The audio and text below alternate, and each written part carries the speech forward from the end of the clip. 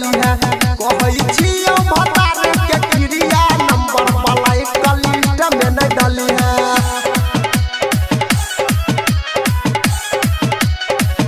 पलाई कलिस्ट में नहीं डली है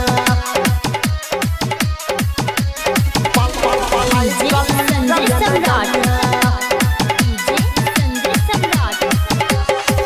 मुखिया जी के रहरी लागत तोरा बिना सुना रोजे ओठन बैठ के हम गाना बहुत सुन गई हसीना हे गई मुखिया जी के रहरी लागत तोरा बिना सुना रोजे ओठन बैठ के हम गाना बहुत हे गई हसीना देला भले कर भले फाइने का फेकिया हमरा न जाने भूलई है कहै छियो भतार के क्रिया गरबिया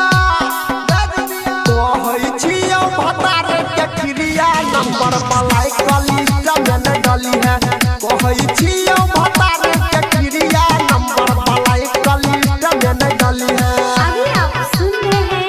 तेनवाही से मां दुर्गा म्यूजिक की प्रस्तुति पलाई कलिस्ट में न डली है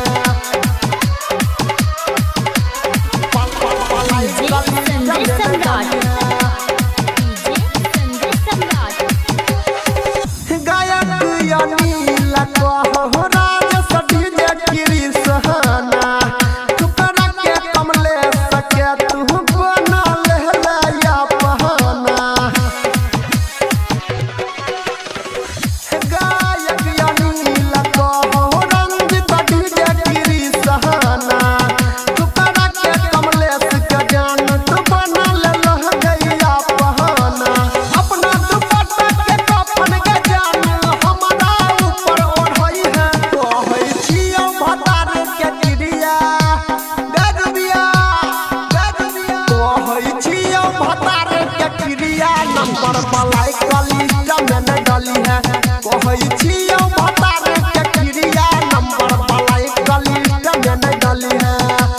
शादी के कार्ड छपा गेल जान जाके ससुरा में दिख सरही है कहै छियो भतार के क्रिया गरबिया